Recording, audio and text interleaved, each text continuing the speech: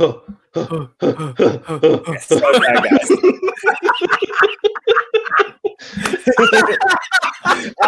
I'll give you I'll drop my own beat. Woke up at night, I heard floating chords. They guided me to the Highland fjords above the clouds on a mountain peak. And there he sat, and he began to speak. Oh shit! Lucas and Zack podcast.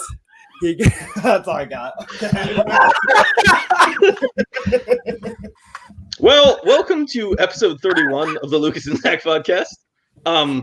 I don't think Zack actually watched this movie because he just sang that song in a completely different style than the original version. I listen to that song like daily because Theo will go, ho, ho, ho, ho. That's my other thing about that. It was basically just like, and like in the song, it's almost like a whistle, like a, and it's so weird. Yeah, and if you have not realized yet, we have started a new month. It is 2020 movies, and if our very obvious names have not given you an indication of what we're covering, if Zack's song hasn't given you an indication of what we're covering, in case you're really clueless, we're covering Eurovision Song Contest, the story of Fire Saga, as our beginning of our 2020 run. I don't know why I was convinced to do this episode. Well, probably because I think Kaleb begged me to do it. That's definitely the narrative that happened. Okay. If I remember correctly, it was like, hey, do you want to talk about Eurovision? And I was just like, out of the blue, I was like, sure. Like, okay. This is exactly how I start all getting all guests, is I send the message and go, you want to talk about this movie? And I'm like, show up this date. And then we haven't. It happens. And then they come like, we're doing this show and it's all their fault. Zack is here. We have returning guest Kaleb Koho here, who has not been here since October when we talked about Hotel Transylvania, which incidentally also has song numbers in it and sparkly costumes and capes. So there are some connections. And a vampire. It's a weird thing between the two. And potentially gay Russian people. We don't know. Absolutely gay Russian people. There are no gay people in Russia. Remember this? That's a great joke. It's a great joke. Before we get too deep into the movie, let's do last Letterboxd movie, starting with Mr. Zack Ford. Zachy, how you doing? I just drank some tea and it's like burning a flame in my chest. I'm not sure I can speak. I watched the movie called Little Fish. You mean Big Fish? Little Fish. I just break Lucas's joke for him, so we don't have to deal with it. Okay, Little Fish is 2021 movie by Chad Hartigan. Also, Chad Hartigan, most famous for liking my tweet bashing the basketball in his movie Morris from America. So he's a good sport. I might only watch his movies because he liked my tweet making fun of his movie. And anyways, Little Fish starring the honestly, like I would say, underrated. Please stop. Olivia Cook and Jack O'Connell. Okay, thank you. Jack O'Connell, who both of them I feel like just haven't been quite given the chance to, reach the peaks of stardom that I think they deserve. I think they're really, two of our better actors for their generation. I recently told Lucas I think Olivia Cook is one of the top 5 actresses under 30, and he acts like this is appalling take to have. But I don't think it's appalling. I just think it's out of step with her career path. I just think she just hasn't had the huge movie to explode, but she makes everything she does better. I think she's really is really what pulls me and her own Dying Girl together. I think she's what makes it work. And I think Sound of Metal, she just kind of got erased in the conversation by Riz Ahmed and Paul Rocky. A lot of the attention went to him. That she got an because I think she's just amazing in that movie. She just kind of disappears for half of it. But this is really her chance to, have a starring, romantic drama role and shines. She gets to show a lot of warmth and empathy. So the movie is it's a pandemic movie, which seems like all we're getting, and it was made before the pandemic. But in this, it causes people's memory. Basically, they fall into dementia and Alzheimer's. Everyone's memory starts to go out on them when they catch the disease. And so it's about her and Jack O'Connor, a married couple, and him starting to disappear due to this disease. And how they deal with it as well, while the whole kind of world is kind of falling apart due to this. It's pretty heartbreaking, just really emotionally effective, I think, in every second of the movie. And there's still kind of a warmth by how it's shot and the music that kind of makes it more intimate and close with the relationship. It's worth a watch. I'm worried it's going to get buried and forgotten amongst 2021 because it came out early. It came out when people were trying to catch up on Oscar stuff that's just not going to get watched. But it's available for rental on demand, probably like Amazon and Apple or iTunes. So I recommend people to check it out. I mean, I think the problem with O'Connell's career has always been everyone just keeps thinking he's going to be James Bond, and then he doesn't do anything big in the meantime. So like he does 71 and he's great in 71, but him and Cook, actually, if you look at their career paths, they have very much the similar problem, which is they have good work. The problem is it's 2 and 3 years apart. It takes them 2 and 3 years to go from, I mean, if you look at Cook's career, it's like 2014, Me, Earl and the Dying Girl, 2017, Thoroughbreds, 2021, this one. It takes her, so long between work. Once again, let's not erase her from Sound of Metal. But even if you count Sound of Metal, that's still 3 years apart. That's 3 years between those three movies. They just have a real consistency problem. They just don't appear on our screens often enough to get the hype. Yeah, and unfortunately, it looks like she has nothing that's going to really kick in the next couple of years, according to her IMDb and production page. So, a little disappointing. Yeah. She's going to be on the Game of Thrones prequel. So she's going to get huge and she's going to get roles. That's right. She's Reese Ifan's daughter. Which is how I'm referring to her from now on. So maybe her career is about to explode. Because people go in Game of Thrones and they get the movie roles, whether they deserve it or not. Wow. Koho, have you seen this movie? Have you heard of this movie? Do you have thoughts on Olivia Cook or Jack O'Connell? Olivia Cook was in Ready Player One, right? Yeah, she is. She's terrible in it. Yeah, she's all right.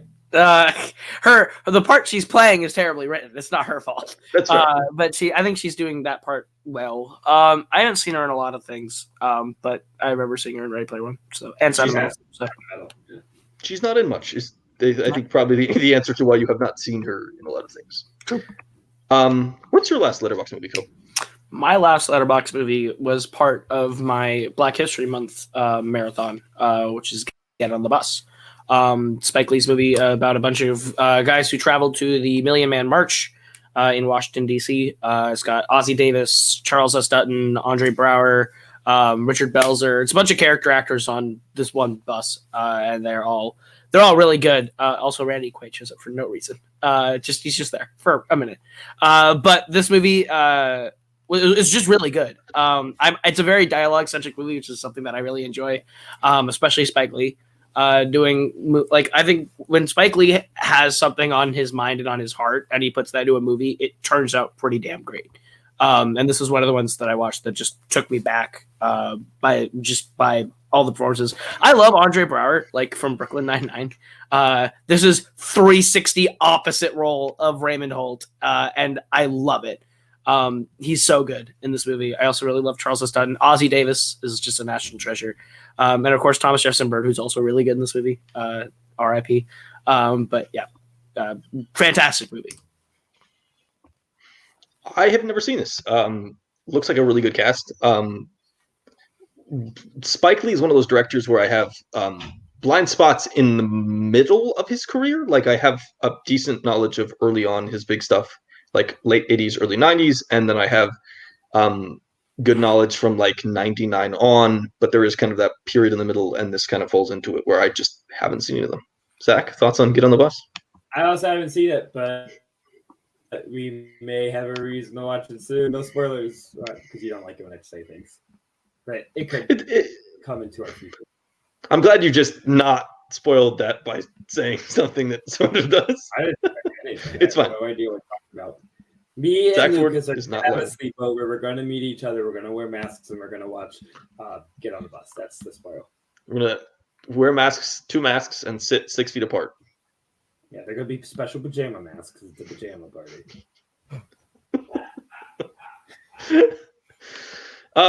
So my last movie was One Night in Miami, the Regina King directed. I don't really call it a historical feature, I guess, feature, I guess, because it's not really a biopic. Of a night where Muhammad Ali, Jim Brown, Malcolm X, and Sam Cooke all end up in the same place together, and sort of their interactions related to their place as Black celebrities and how they can use their power or their influence to push a cause that helps their people reach a better place in life. And it's really good. I didn't love it as much as maybe as some other people.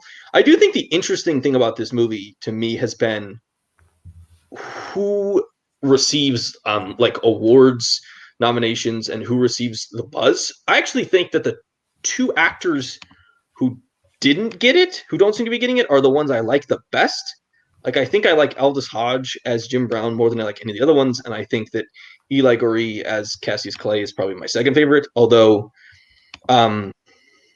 Leslie Odom Jr. and Kingsley Ben-Adir are kind of getting all the awards buzz. I actually, in some ways, I really disagree with the Leslie Odom Jr. stuff. I think he gets completely blown off the screen in most of those scenes. I think he's forgettable. I think he just gets pushed off. I think they're just. I think he's the standout. I think he pushes off. Thank you. Who I think is getting a little overrated because he's getting the primary role and playing such a noble character. But I think he can't hang with what Leslie Odom Jr. is bringing. I think also because there's a point that you like he can be kind of unlikable or unsympathetic that maybe people are taking away. I just think Sam. I think, and I'm not even thinking it's really Leslie's fault as much as it is. It's hard to be Sam Cooke, playing Sam Cooke in that room with those other 3 personalities. Especially Malcolm and Cassius are just are larger than life personalities. They always have been. I think it's Jim Brown is the one that kind of gets buried under the That's charisma. what I think. See, I think Jim Brown. I think the surprising part was how much he brings to Sam Cooke. That I would have thought it was more of a soft-spoken man, but he comes off because you can see the fire when it burns.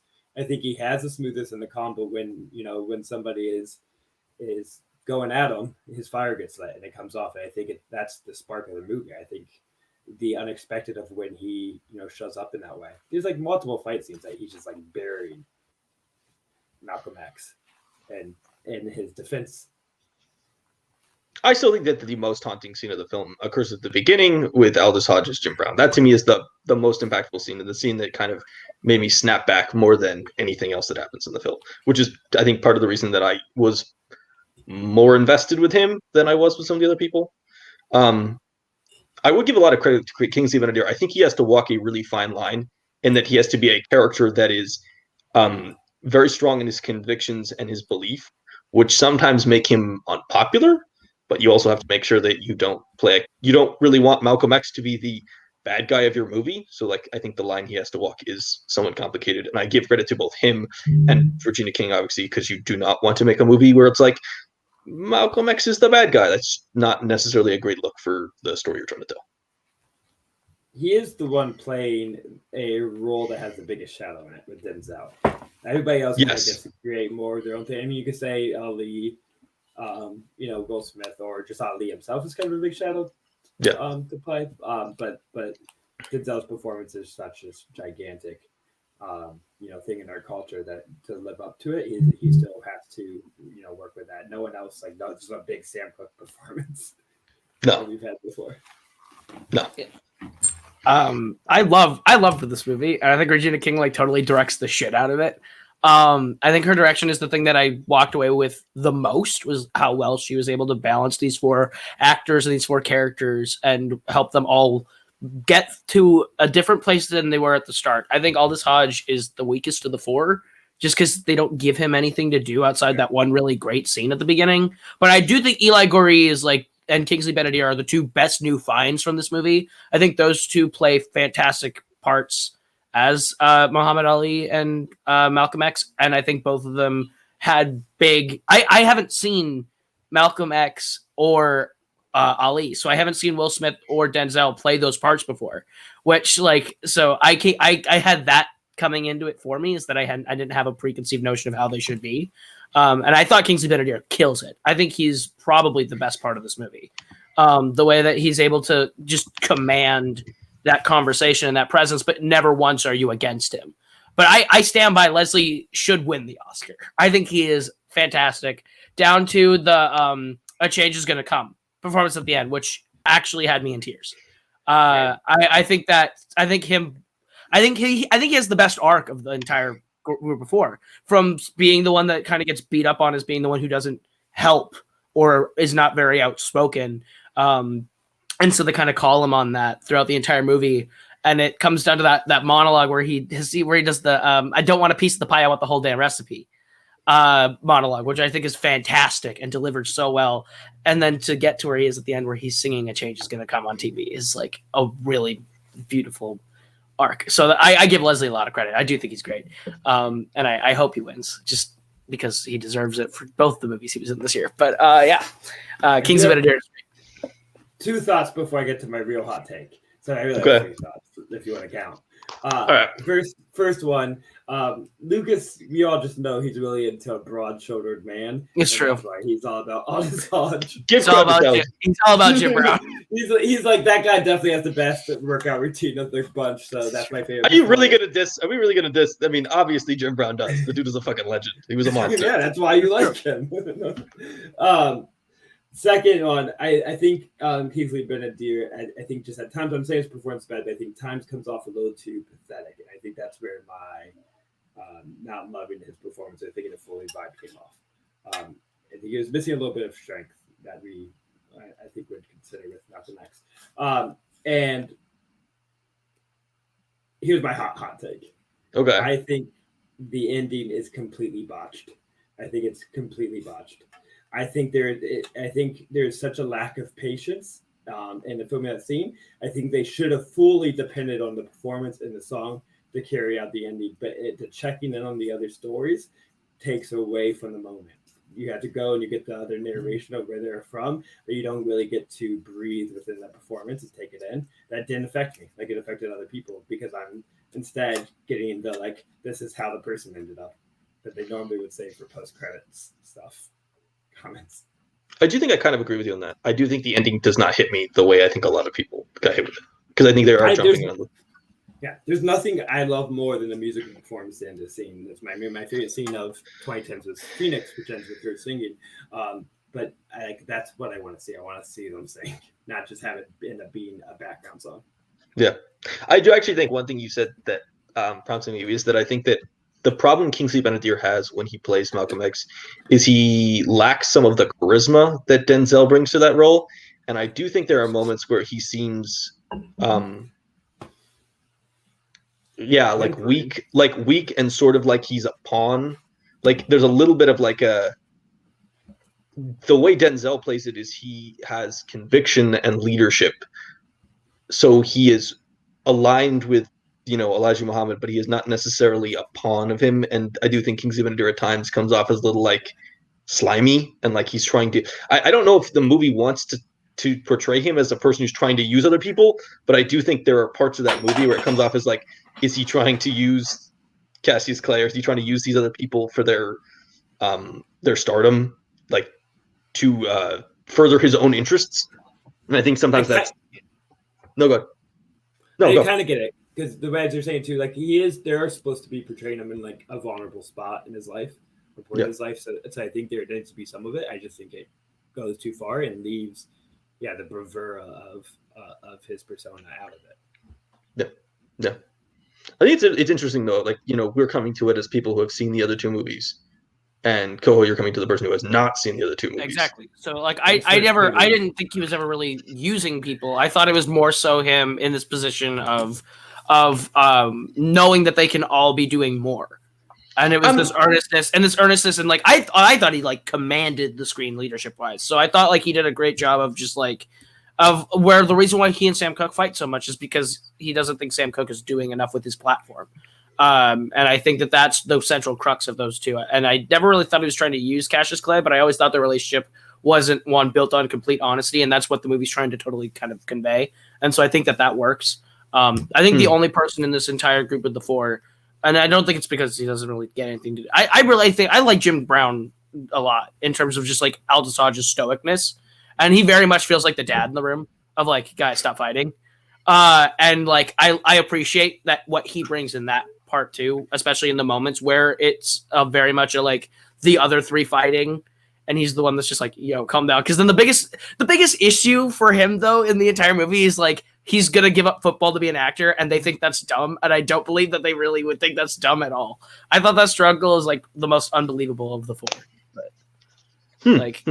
Giving up football for acting is going to be the thing that all of your friends roast you for. Like, I don't know. That didn't work for me, but I do think in the terms of the narrative, I do think Malcolm X is very clearly trying to use Cassius Clay. Yeah.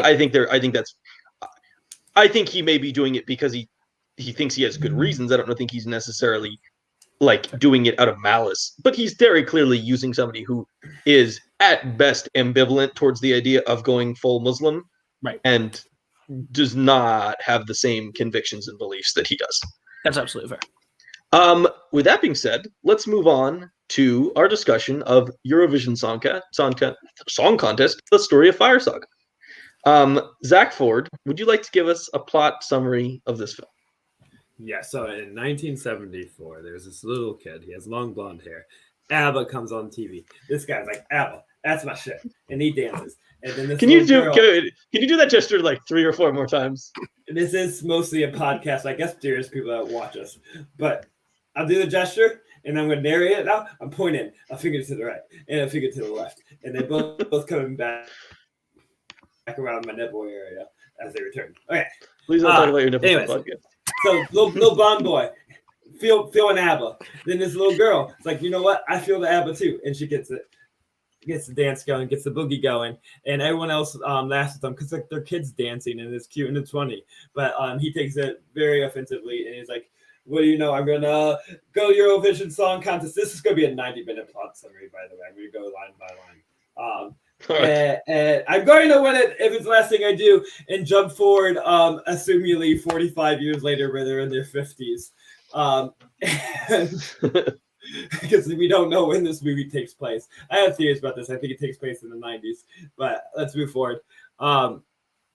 They are performing in the basement.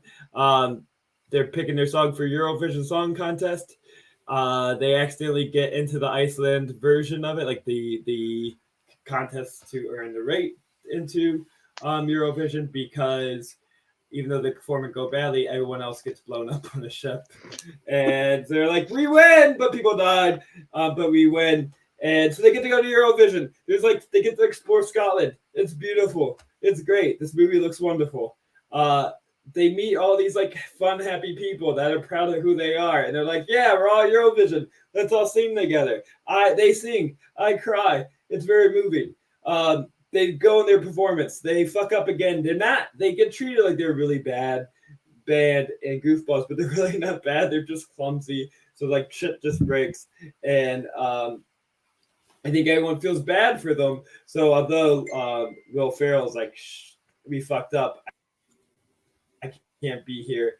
And he goes back to Iceland. People feel bad for them or still enjoyed what was given and admire their strength of finishing, that they get voted in to go to the finals.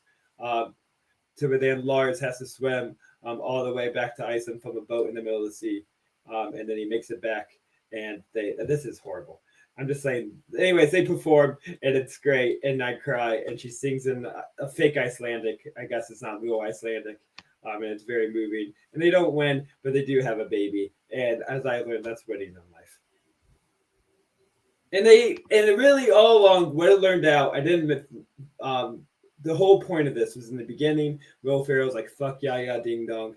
I don't want to play it." And by the end, through his journey, he learns to appreciate ya ya ding dong and plays it with joy. That's the real theme of the movie. Yeah. Thank you, Zach, for that. Everyone, I hope, just fast forward through 3 minutes of this podcast.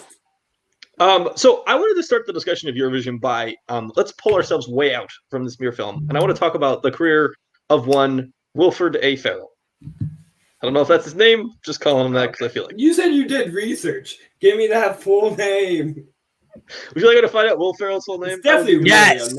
It's definitely not Wilford. It's William. John William Ferrell. Is His his full name name. Will. It's John. This is some bullshit. Because you know that 100% when he went to Hollywood, there was somebody named John Farrell in the Actors Guild, and he had to change his name. And there's not someone named Farrell? I don't think so. It's just as common. I mean, it's not Will A. He should have been. Not Will A. Farrell. His mistake is he should have been Billy Farrell. Clearly. I'm just gonna read you Farrell's career, most recent movies to last. And I'm gonna make a point after this. So he does this movie and Downhill. He does Between Two Ferns, the movie. He does the second Lego movie. He does Holmes and Watson, Daddy's Home 2, The House, Zoolander 2, Daddy's Home, Get Hard, the Lego movie, Anchorman 2, The Legend Continues, The Campaign, Casa de Mi Padre, Megamind, Everything Must Go, The Other Guys, Land of the Lost, Step Brothers, Semi-Pro, Blades of Glory. That's back to 2007. You can keep going after that if you want. I would argue that this Eurovision is Will Ferrell's best movie since either 2010's The Nice Guys, 2010's The Other Guys, not The Nice Guys, you idiot, or 2008 Step Brothers. I also think that if you look at Ferrell's career, this movie has a lot in common with Elf. Elf is a movie about someone who loves Christmas, and through loving Christmas so much, convinces everybody else they should love Christmas too. And Eurovision is a movie about a man who loves the Eurovision Song Contest and convinces everybody that he is not a loser by loving the Eurovision Song Contest. For the long and short of it, this movie is kind of astounding in that it is one of the few good Will Ferrell movies in the last 10 to 15 years. He's kind of had a pretty rough run. I mean, I guess you could argue for the Lego movies, but he's not really in them that much. Zach, what's your take on Will Ferrell's career? I think this might be my favorite Will Ferrell movie. So I'm gonna go. It's the best Will Ferrell movie in all his career. It's like, and I'm gonna say that's an insane take. I think you think about the comparison between this and Elf until you mentioned, but it does make sense and that's I think why those are the two movies that I connect to the most is just the general positivity and the like treating something that could be cheesy, like loving Christmas so much or loving Eurovision with like the right amount of parody, but mostly just pure endearing love and charm for those two things for Christmas and this goofy ass song contest. So I think that's rare for a lot of his roles. I think there is a kind of more cutting satire that he did in the Adam McKay movies that they're fun and enjoyable, and I laugh a lot during them. But I just don't connect emotionally. Mm-hmm. Like it's like this is the most moving Will Ferrell movie to me. It's weird to say that, but it just I get to laugh and have fun, but I also just like feel good about life and humanity, and which is what I seek for most of the movies. Well, this is also like one of the few Will Ferrell movies, this and Elf, where they're talking about a specific thing that exists in the real world. So the idea of Christmas or the idea of Eurovision, and not treating it with a sense of mockery or like malice towards it. Like, I mean, if you think about, he has Semi-Pro, which is about basketball. He has Blades of Glory, which is about ice skating. He doesn't seem to be particularly reverent or loving towards these fields. He doesn't, like, even Anchorman is very much it's a commentary on how crappy these newsrooms were and how sexist they were. There's not a lot of love or adoration for these ideas. And, I think even he continues that in his other movies, especially recently. He's had a lot of mean-spirited movies, and in some ways that's why they haven't worked. Like, this character is very genuine and committed, and I think that's what kind of even in like the less, even like ones like Step Brothers, there's a level of commitment and genuine nature towards these films that you just don't see in stuff like the Daddy's Home franchise or Get Hard or The House or Zoolander 2. Mr. Koho. Yes, sir. What's your take on the recent Will Ferrell career? Is this the best movie Will Ferrell movie since The Other Guys? Is it the best movie since Step Brothers? You put This is the Megamind. best Will Ferrell movie since Megamind. I stand by that. Megamind is the last great movie he's been in my opinion. Like really solid work. I think Megamind. I do think, I think Megamind like has a lot of like good funny jokes, whatever. But I think Eurovision is the first time in like the last 10 years where I was like, he's actually really funny. Like he's actually giving like a really earnest performance that I'm like not cringing. It's not like Holmes and Watson where like I hate everything that's happening. Like whereas like this is the first time where I actually think Will Ferrell's actually really funny. Like his jokes are hitting. His like performance is actually super believable and genuine, and you can tell he like earnestly is trying to play this character as like just human and as realistic as he can. And just like he's putting a lot into this character, and it really shows all the way through. Like I'm not going to compare it to like Anchorman or Talladega Nights or Step Brothers. Like I think like his run in the 2000s is some of the best performances he's given ever. But like I think this performance is one that I think you could at least say is closer to those than his recent work, and I think that's a refreshing thing.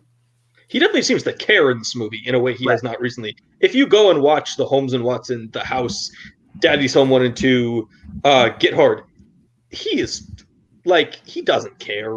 He's totally phoning these things in for the paycheck. Like, there's a clear level of like, I think he probably is smart enough comedically to understand that these movies are not funny. And that the only jokes, they're going to have enough jokes for a trailer, but beyond that, they're just nothing there. Right. And I think you can even see that in his performances. He just doesn't care a lot. Also, I think Will Ferrell has always been a character guy over everything. And Get Hard, Daddy's Home 2, Holmes and Watson, they don't have characters for him to commit to the way he was doing in the 2000s. And Eurovision is kind of bringing that back. He's really committed to this idea of this.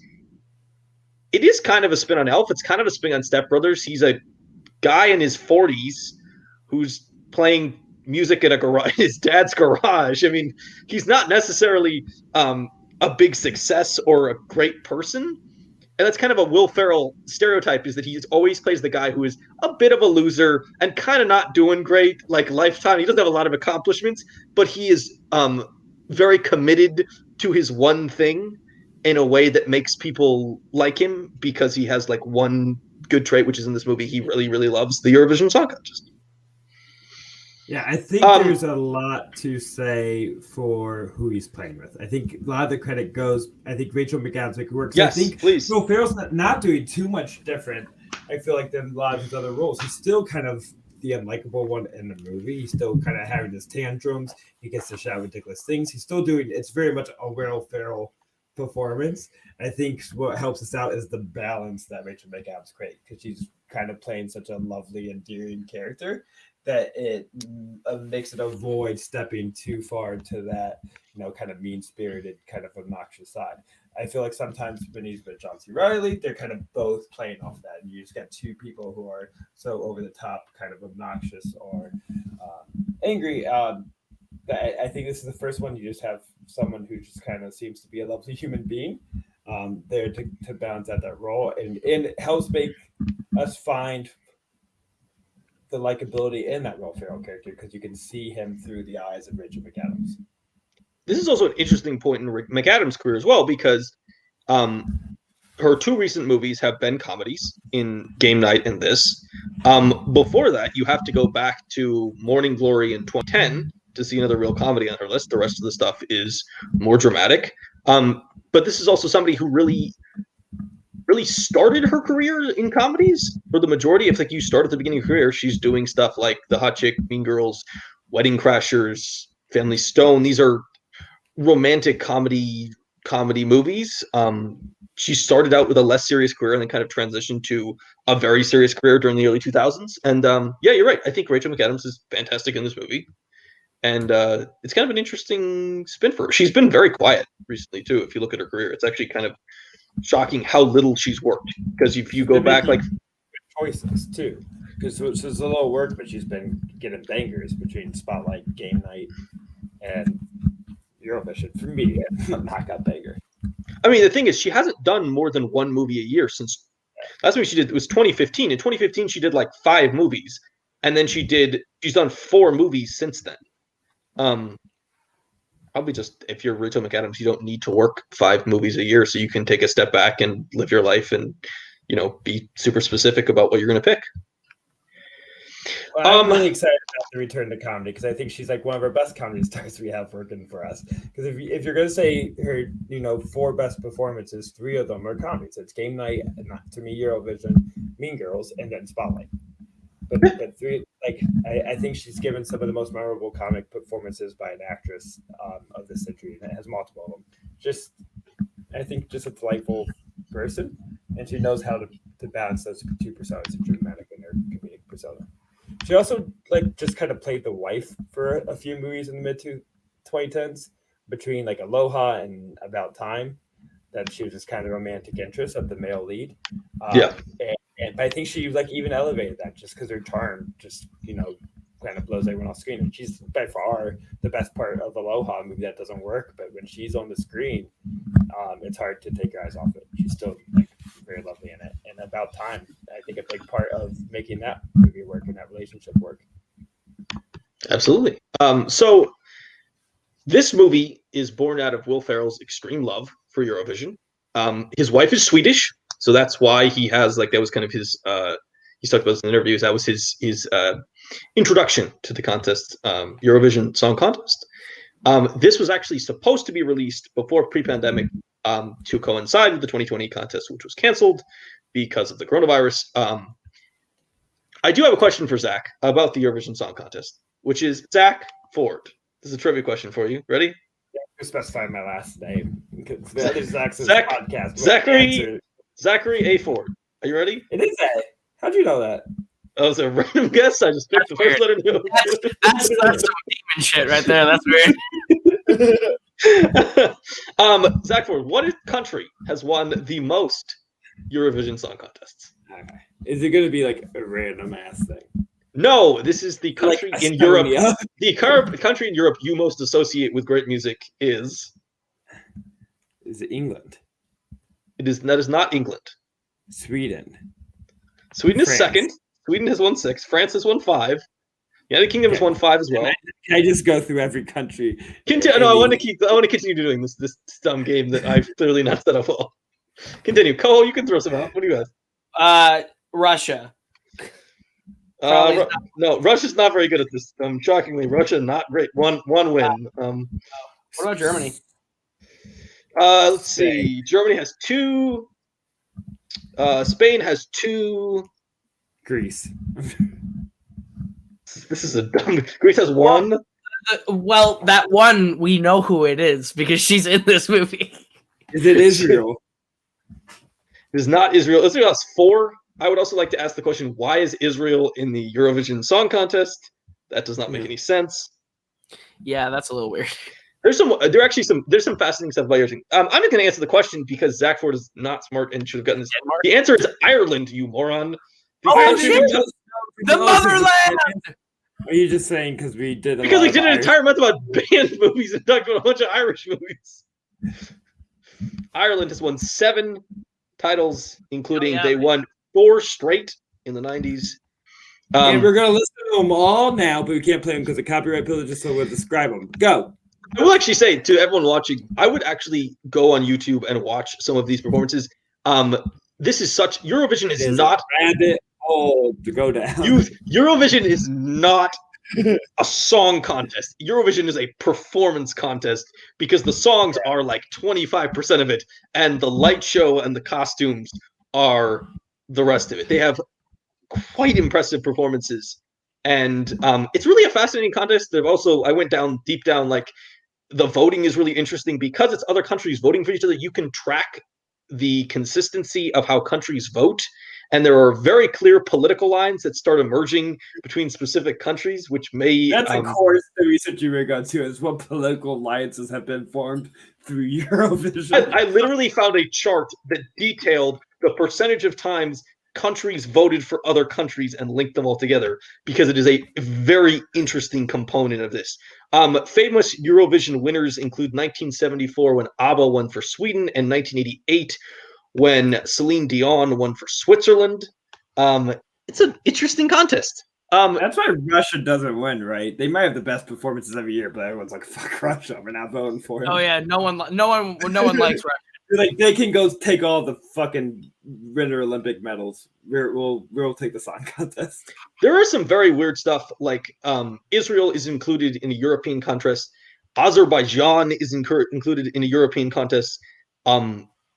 I don't know if you fail geography, maybe you're confused about why I'm confused, but they're not European countries. They're not on the continent of Europe. No. They're not an island of Europe. They don't really make sense at all. Iceland has never won, shockingly, which sort of makes this movie even better because they don't have to play off. They will win in the next 10 years because of this movie. Because Daddy Fur makes banger ass music. And he's been the Iceland Eurovision guy for a couple of years, but this year's song is not good. So it is what it is. And also, if you watch this movie, the big dance sequence in the middle where they all sing together is filled with former winners. The drag queen person, I'm forgetting their name, who was actually one of the best performances, I think, in the entire history of this. Conchita Wurst is quite good. This movie is a clear love letter to Eurovision and to the contest. I wanted to ask my my fellow people here: did you guys know about Eurovision before watching this movie? No. It seems like such a Koho thing too. Here's the thing: have I since gone down the rabbit hole of Eurovision because of this movie? Absolutely. This is something that exists that I should have always known existed and like assumed existed, and I would have been a fan of. I just didn't know about it. Cameron Holtzman is a huge Eurovision guy.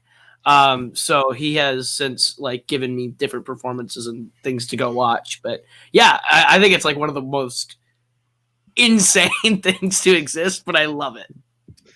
Do you have a favorite performance?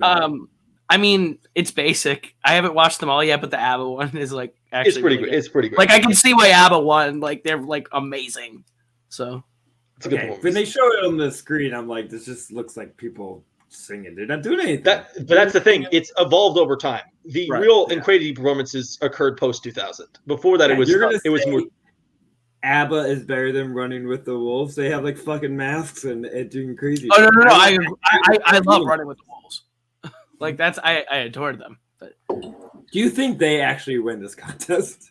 That's my headcanon is Running with the Wolves wins this contest. That they just came out of nowhere and won with the kick-ass song. I have known of Europe, right? They never actually tell us who won. No, I think you assume it's Dan Stevens from Russia. I think that's the clear. I think they because I mean fair probably, but like, are we sure it's not Grease Lady? Because like, I don't think her song is great either. But she like won the semifinal. Like she was like number 1. Yeah. So because she was a supporting character in the movie, that's why she won that. Did Russia even get in? Yeah, that's my question. Yes, I don't remember Russia being on the thing. They don't show his first performance because the semifinals are separate nights. There's 2 semifinals, and then they merge together. He says multiple times, "I'm not performing tonight." You're right, but I just completely blanked over that. Yeah, Zach, did you know about Eurovision before this movie? I did because I'm a man of culture and a man of knowledge. Did I watch it or listen to it? No, I just knew it kind of peripherally as a thing. I always thought it was not my thing because it's known to be this campy, performance, and I'm like, camp is not always where my enjoyment is. But fuck, maybe it is. I don't know. I watched this, I want to go to see them live, and I feel like I'd be really into it because it's not normally my type of music. I think that's what has been my barrier between fully embracing it. But I think even though it's not my type of music, seeing people just so sincere in their love and passion for it kind of makes me fall for it. Yeah. The songs are on my end or not. It's definitely more of when it comes musically, it is definitely in the Koho alley. Absolutely. Over the top pop, crazy performances. Like it really fits kind of, I feel like what you like as a performance. I'm a huge performances guy. As you can see, Michael Jackson's like one of my favorite live acts to study. So when it comes to like great shows and performances, I really like seeing what people think is really great. Because some of these are not necessarily good songs or good or good singers, but they definitely know how to put on a show that's fun to watch. Yeah. And that's what I love about it is like if you don't take this contest super seriously as like a talent scout of the greatest artists of all time, like it can honestly be one of the most fun like live concert shows you can watch, just from what I've been able to gather. I think a point of that, of a performance that maybe isn't great singing and the song is not all good, but the performance is just so amusing, is My Name, the 21st Century Viking, is that there's just such a gimmick to it, and there is a gimmick to that I think they own that makes it so, that you're laughing with them, not laughing at them. It makes it so endearing. 21st Century Viking's my favorite joke in the movie. I actually did know. I've heard of it, but I never seen it before this movie. Only because it's been mentioned in like British comedy shows I watch, like people talking about being obsessed and meeting like in like documentaries and stuff, like meeting Eurovision winners, and they're always really impressive. But yeah, it was never. It's just not it's not an American thing. It does not transfer over in a way that this thing. It's kind of interesting actually, because most stuff that is huge here or huge in Europe at one point transfers over and gets televised in the other place. All these BBC shows like Downton Abbey is huge in the UK, and then it comes to the US on PBS. Like there doesn't seem to be that option with Europe. Like it's honestly I'm actually kind of surprised. I mean, they must just think that Eurovision is not going to hold up against the American contest shows, which is weird because it's way better. We do the Masked Singer. I don't know why we don't have Eurovision transfer over. I don't think it would work though, especially this late. I think why part of it still works is the history behind it that they have. I think it goes now. We're too cynical of a culture here, and too sarcastic. There would be too much hating on the internet. That would be hard for people to join the bandwagon. There's actually quite a lot of hating on Eurovision. I ran into a long list of the least liked Eurovision winners according to fan votes. Actually, one of them sometimes appears in the movie. I spy something. The girl from Israel. Netta, yes, Netta is one of the most disliked winners of all time. It is actually kind of interesting because the voting is so specific. Like this is not like any other contest show. Because you have country representatives voting, and I talked about the politics earlier, the voting becomes really interesting. It's a weird combo of like a political contest and a song contest, because like if you're two countries in this contest and you hate each other, that the other person's could do a great song and you're still not going to vote for them. So it sometimes becomes like a very interesting determination of who's going to win. Yeah, especially when on the second day for qualifications, they have to debate trade policies and agreements with other nations. So it really becomes political at that point. Yeah. If this was half your like song contest and half like Model UN, Lucas, there's no way that this isn't like your favorite thing or whatever. It's true. I'm not going to deny this. I feel like we've talked enough about the outside factors. Let's talk about this movie, which is an absolute joy. Let's our guest go first. Koho, when did you see this? Why did you choose to see this? Because this movie did not have a lot of. It was not particularly well hyped when it came out, and could have very easily been discarded and ignored. No, but like you could. I think there's a lot of people who probably saw this, and I've talked to people who saw this movie on Netflix and were like, "Oh, it's Will Ferrell again. He's been shitting 7 straight movies." Like, why did you decide to pick this up, and what was your first experience with it? So, Collider is insane and dumb, and they make really weird, dumb, bold claims. And they put out this like mid-season like article about why certain movies that have come out might still get Oscar nominations. And I was just like, I haven't seen much right now, so I'll look. And there was like some asinine claim that Dan Stevens could get a Best Supporting Actor nomination for his role in Eurovision. And I was like, I don't know what this movie is. I actually made the claim. I hacked in a claim just database and said Dan Stevens going to win not just this year's Oscar, but the past 10 years of Oscars as well for his performance here. So I was like, I have to watch this now just to see like if people in it are great, and I really enjoyed it. I was like, oh, it's a Will Ferrell comedy. I really don't see it getting any nominations, but I was like, I'll just watch it. It looks colorful, and I ended up just really, really liking it. The music is super infectious, and all the way through it, I was like hesitant because of Will Ferrell, but I was excited because of Dan Stevens and Rachel McAdams, who are two people who I genuinely like normally really enjoy in movies. So I was like, all right, this should be good. And Will Ferrell, I thought was better than he had been in years. I thought that the story was like really well suited for his strengths. And I think all the way through, because he gets to do the ridiculous fun voice all the way through, which is something that he clearly enjoys to do, is the voices. There's like the all with ridiculous costumes and music, and it felt like something that he really cared about. And that was what was something totally different from watching it. So yeah, and then I got the chance. I've been kind of meaning to rewatch this anyway, and then you guys were like, come on the podcast. I'm like, there's my excuse. So I watched it. I actually liked it more the second time. This is a movie that I'm probably going to watch a couple more times too. So, absolutely. I saw this initially because I was just like, oh, it's a Will Ferrell movie. I'll watch it, and I liked it. And then Zach was like, we should do this for 2020 month, and I was like, okay, buddy, sure, we can do this. I thought this movie was like 3.5 stars at that point, right. And on rewatch, really, really hooked me. So I am definitely right now recording this a lot more excited to do this as an episode than I was when initially Zach brought the idea up. So thank you, Zach. Yeah, we thought it was going to be one of those insane Zach just going to talk for an hour, and Lucas just... You always plan this is going to happen.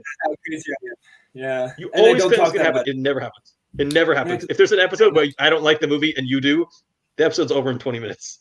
Yeah, I went out of energy. Franken Mini! That would have been the last one. I was ready to love this as soon as they released the teaser. That was just like the Volcano Man clip, and to me that was like the funniest thing I've seen in 10 years. It's really owned it. I said there's just 2 seconds of Rachel McAdams on her head, and it's like that. I just watched that moment 500 times during Volcano Man. I will say I was very nervous when the movie starts with Volcano Man, and I was like, I don't know if we're gonna survive this movie. It's the best part. No, it's not. It's the worst song.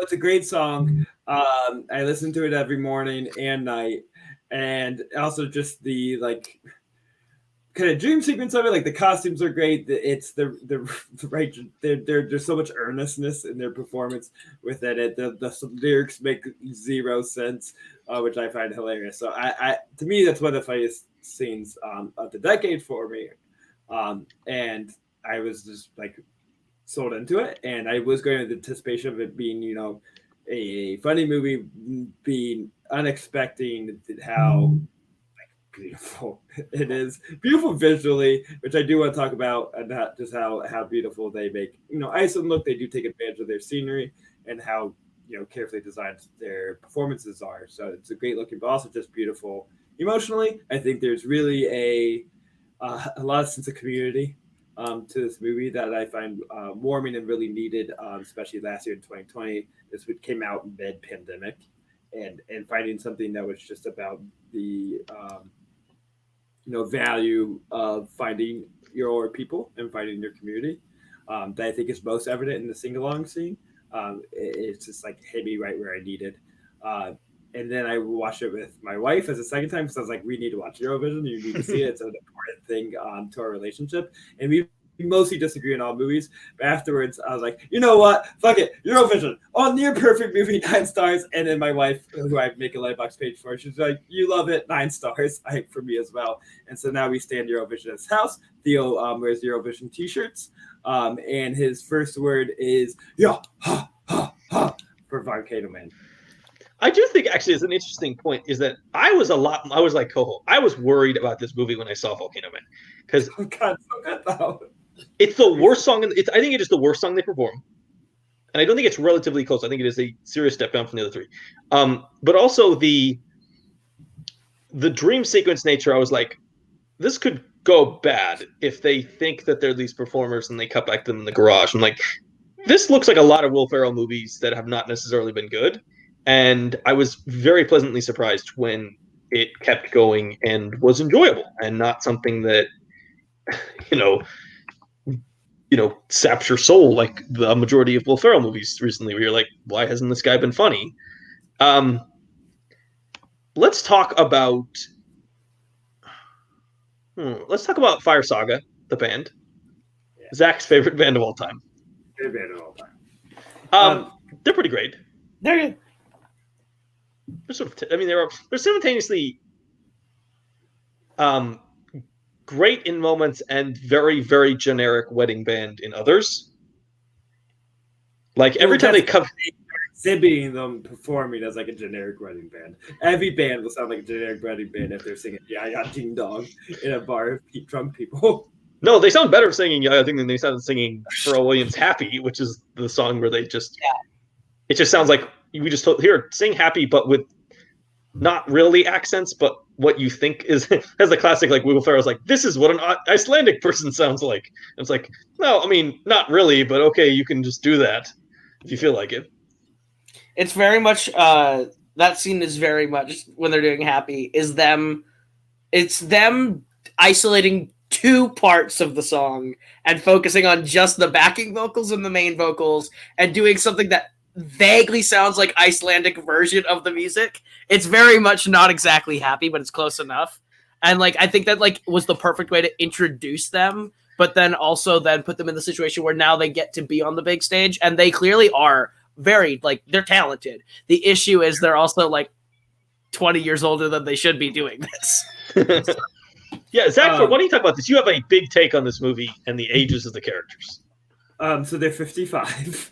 If you believe this takes place in 2020 or 2019 when the movie is made, they start the movie in 1974, where they're both approximately 7 or 8 years old.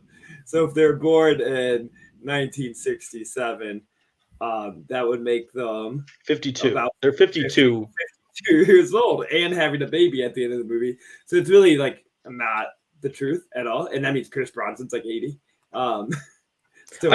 Will Ferrell can play 52. That's roughly okay. He is at 52. It's like 53. He's very close. I don't think it's even that they can't play at that age. It's just the way we're supposed to see the characters as like still trying to find their love together, and literally they have a baby at the end and making it work. But I think the movie takes place in the 90s. I think you're supposed to think they're in their 30s or maybe even early 40s. There is no technology that you see. You don't see phones. I think it's a purposeful choice. You don't see a lot of you don't see computers. Even though when they talk voting, there's no like things happening on phones. So I think you can believe that this takes place a little earlier. I think, did I miss something? Are you gonna fuck with me? Graham Norton is credited as himself. Yeah. And he's not like, and he didn't really have, I'm not exactly like super like knowledgeable about the career of Graham Norton. But I'm pretty sure he wasn't like a thing till maybe 2012. Maybe. He was big in the early 2000s, mid 2000s. Okay, then I could just be totally wrong. Because my brother was into him when we were teenagers, and I'm old. But like he looks like Graham Norton now, and so like it's kind of a weird. I mean, you can. You have Netflix's money. Like, okay. So you think it's weirder that they don't DH Graham Norton, but that they have them played as 58-year-olds. I think it's all. I just think your theory doesn't hold up if Graham Norton's supposed to be playing himself at the time of where they are. I think the main thing is it doesn't matter, and the movie doesn't care. I think the best argument I think is that Graham Norton's show started in 2007. This is 2010. They're in their early 40s, which seems to make more sense because then they're in their 40s. Brosnan can be in his 60s. They could still have a baby, but they're also still a little too old to still be trying for a Eurovision dream when everyone around them is in their 20s. Right. That's I think is where I think that's probably the most likely explanation.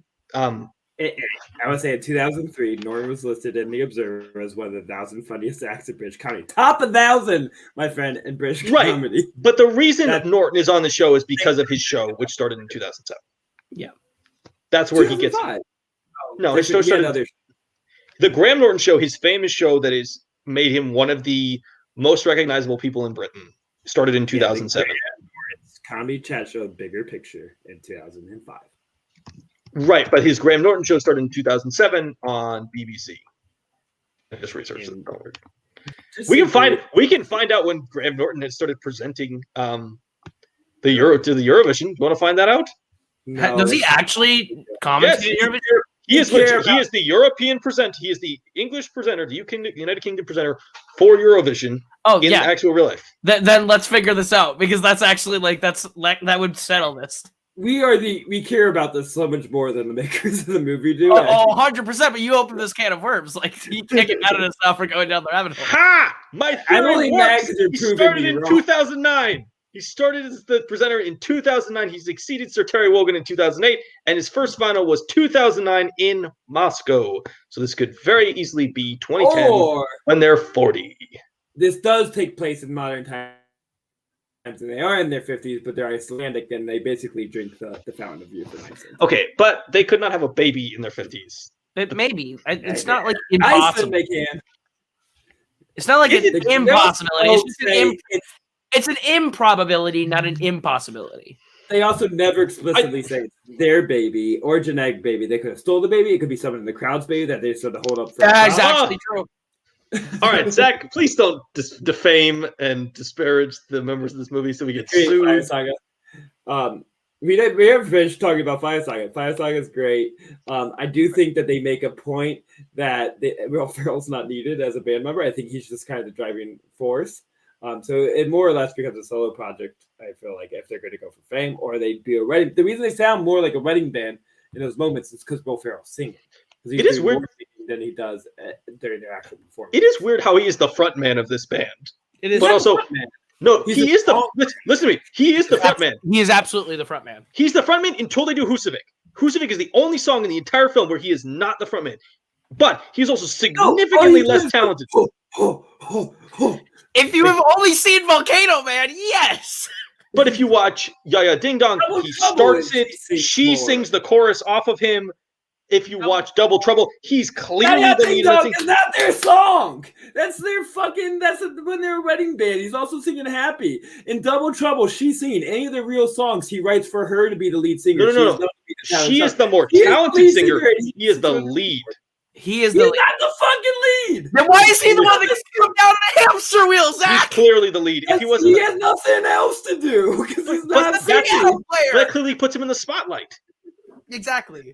I think he's the front man of this. He's even the lead in Volcano Man. The song is Volcano Man, and he is the Volcano Man. What do you think a lead singer is? That doesn't mean he's the title character. I didn't say he was the lead singer. I said he was the front man. What do you mean he's the Volcano Man? Because he's like dressed like real yes. He's clearly the front. He's clearly playing Volcano Man, the character. Fall Out Boy is fronted by Pete Wentz, and Patrick Stump's not the front man, but he's the lead singer. There's occasions of this. That is not how that works. The front man is a person literally standing in front and singing, and it is Rachel McAdams standing in front. The front man is the person who is where the spotlight is, and the spotlight is clearly on Will Ferrell in multiple songs. When did the front man start hosting Eurovision? And then the only song in the movie where he finally first dictionary, the lead singer of a rock group. Not he is singing, and he is the one in the spotlight. Not the lead singer. He is always backup. He always helps out the chorus, and everyone is very clearly not in charge. She's not. It doesn't make you not the. No, that's the only song where she sings lead vocals is the only song where she sings lead vocals is Husavik. That's the only song where she's the lead singer. There's a difference between leader and singer. In Almost Famous, it is very known that the front man is Jason Lee, but the leader of the band and the creative, backbone is fucking what's his name? You're right. The lead singer.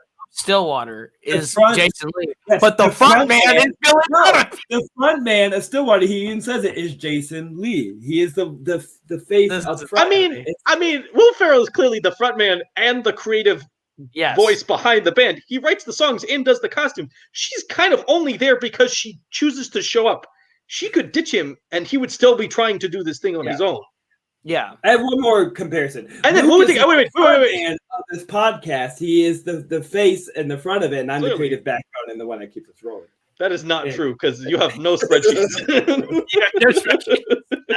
That's the banger argument for Lucas is that you don't have a spreadsheet. I have all the spreadsheets. I also have the only person who has access to the email or the Twitter accounts. I'm taking that Twitter account and I'm going to burn us down. Also, I think in some ways part of the point of this movie is Farrell acknowledging that she should be the front person. That's why Husavik ends up being the final song, because he's doing Double Trouble. Even if you go to the first rehearsal for Double Trouble, he's clearly choreographed this whole thing. He knows exactly what he's supposed to do, and she's completely thrown for a loop because she's not the leader of the band and doesn't know what she's supposed to do because he's changed everything up on her.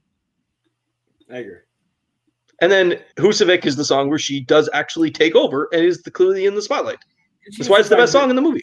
And become a creative partner in the band. She didn't really have a creative thing. She would just for yes. No.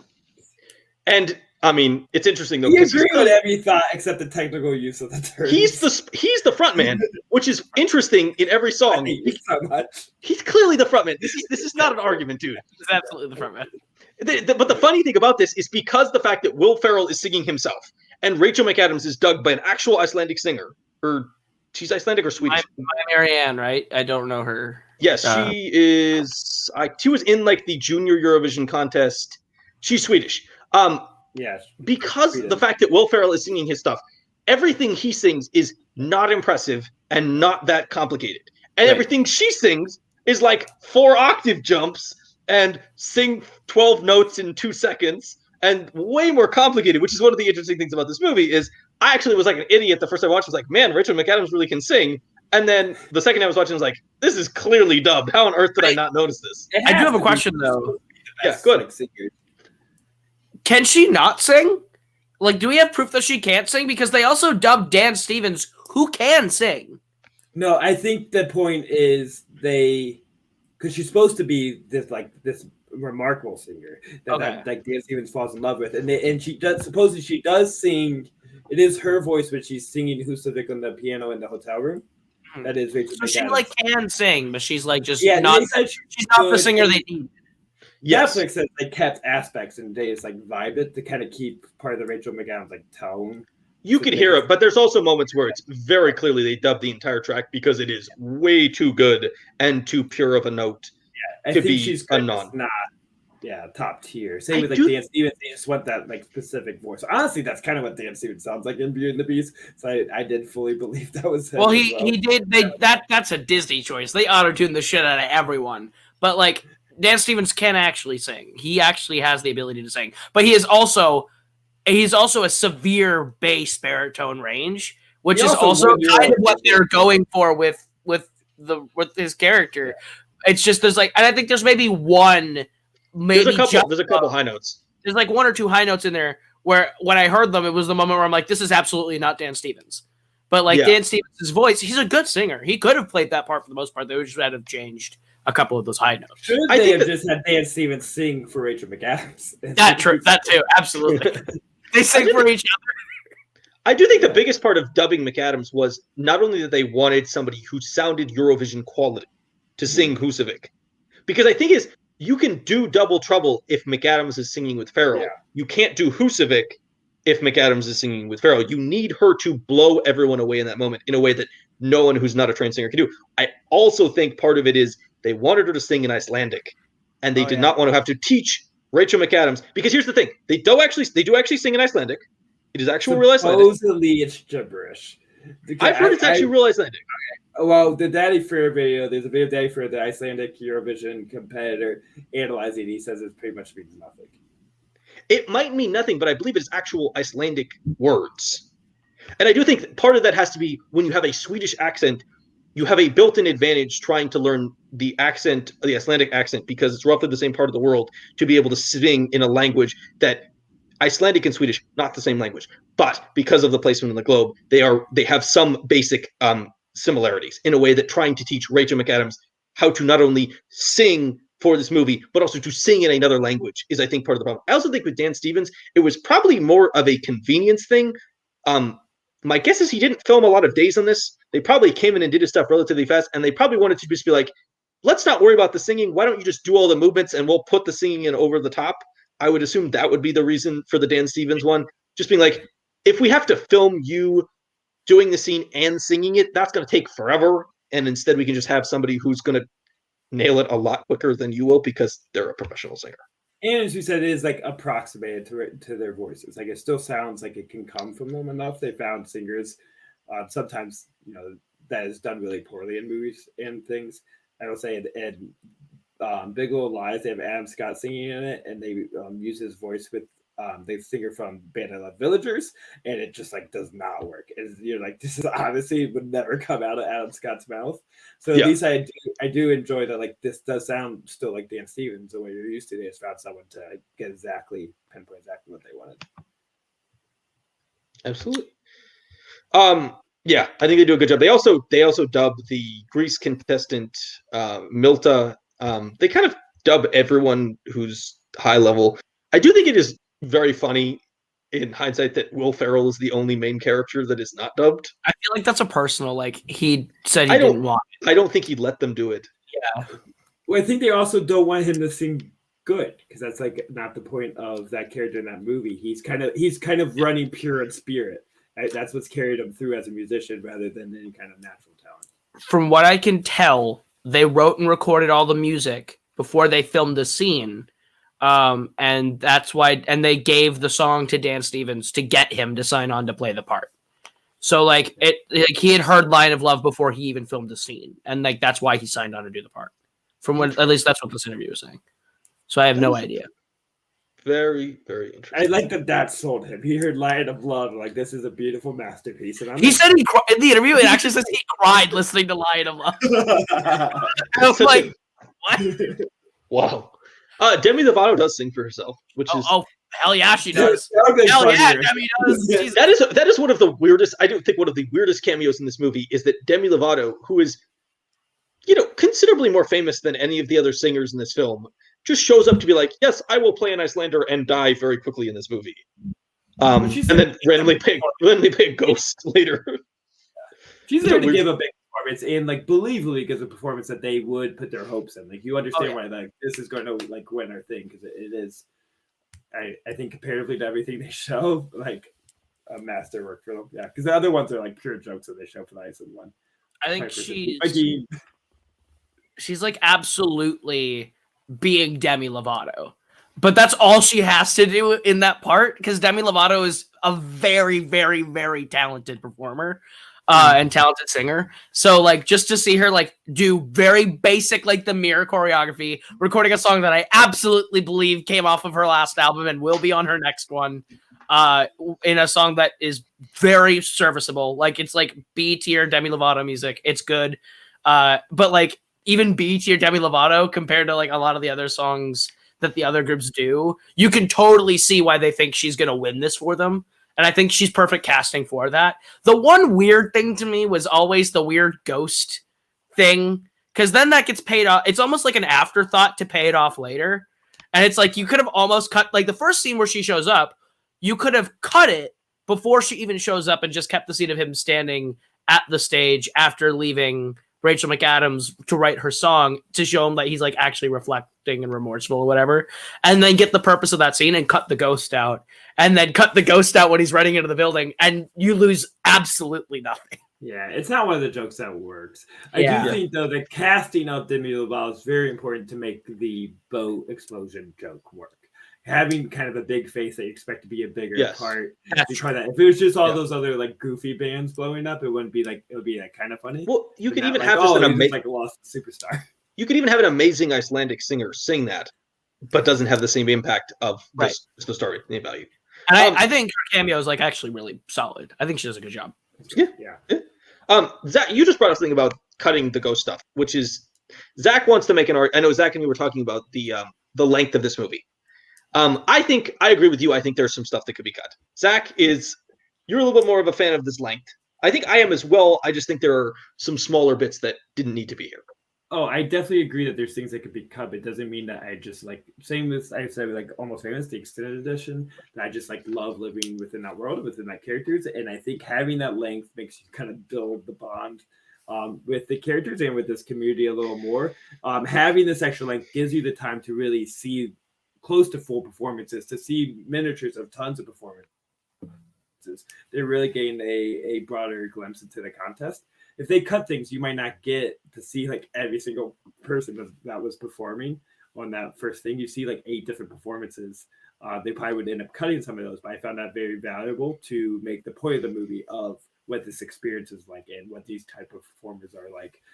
So I think that's why the length works. It helps you, just find your footing within this really odd atmosphere a little more. I don't have like a real issue with the runtime. It doesn't feel like a 2-hour movie to me. It goes by so fast every time I watch it. It's more so just this last watch. I noticed that the ghost subplot honestly can take 5 minutes off it. It doesn't take a lot off the movie, but it's like those 2 ghost segments can go. And other than that, there's nothing really else that I can think off the top of my head that you can cut that I think don't work. Because like I think all the stuff with the Americans is hysterical. I think that stuff's funny, especially when it ties back into how he gets back. I think that there's enough of the jokes in here that like all work. And I like you obviously can't cut the performances because the performances are what make this movie great. Yeah. The different like the running with the wolves, the Greek singer. I keep forgetting her name. The Swedish guy one is really funny to me. But he's just like talking too much, talking too fast. Oh, the rap one. I find that very humorous. Coolin' with the homies is honestly my maybe slightly above Volcano Man, but those 2 are my least favorite things in this movie. That's the one song that I think is like purposefully bad. Oh, absolutely. It's absolutely supposed to be bad. It's definitely it hurts me personally. It's in line with the Eurovision. There are some because that's definitely a song you wrote at some point, Koho. We all know there's somewhere in the world a version of a song like this that might exist. And you performed at your middle school talent show. That's not true. That is actually not true. I do think I would make my biggest argument for the runtime is I agree. I don't hate it. I do think the one subplot I would feel fine cutting is the Mikkel Persbrandt and the Iceland can't pay for this subplot. That's ridiculous. I think that's a great. I think that stuff's hilarious. I think that's actually like a great driving like background and like because then it gets paid off with maybe one of the funniest things that the elves are real. Or the trolls or whatever they are. That's the only part of it that makes me like maybe we should keep it. It's one of those things like if you cut it, I wouldn't care. But I also am like I'm not out here being like this movie is too long. You need to cut 30 minutes from it. I find the investment of the like Iceland Commission or whatever it is like I love them. They're amazing. Humorous. I love them, and if you get rid of him wanting to get rid of him, you lose a lot of them because that's true. There is to I actually agree with Zack. Their whole purpose is like trying to move the show along where someone's trying to take it away. They wouldn't put it if there's no conflict there. The conflict is coming from those scenes, and I also just find how like serious of an issue that he's just like worried about them bankrupting the country, which is like a real thing, but it handled in such like a goofy way through Eurovision. I find that very humorous. And also just like the great joke of them like still thinking he's on the up and up at the end. They're like, oh, he's really gonna miss this contest. He's gonna be so sad. Where is he? Like that. I just left him a voicemail about it. I think it all works. My favorite members of the selection committee are Alpha and Rose, who is the woman with like the really white blonde hair and the Bowens in her hair, who is just way too enthusiastic about everything. Yeah. And then what's his name? Olafur Darri Olafsson, who is the gentleman with the red beard. He's also from the Meg. He's just I love his reaction shots anytime Eurovision is happening are the best. He does a crazy neck dance going on. He's got like a big goofy smile during Husavik. He's just really fun. There's just they do like a really good job of not only do they have, Farrell and McAdams and Brosnan as these like bigger movie stars. And yes, they don't necessarily 100% fit the Icelandic feel, but the inclusion of the Icelandic actors is what really draws you in. There's just a really charming aspect to their enthusiasm about the idea that Iceland is at this contest and not bombing.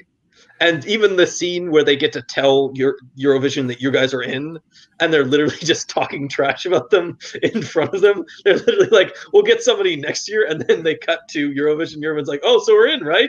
And they're like, "Yeah, you're in." And there's just like a level of joy and happiness in this film. Then I think the non-famous performers help really bring that out.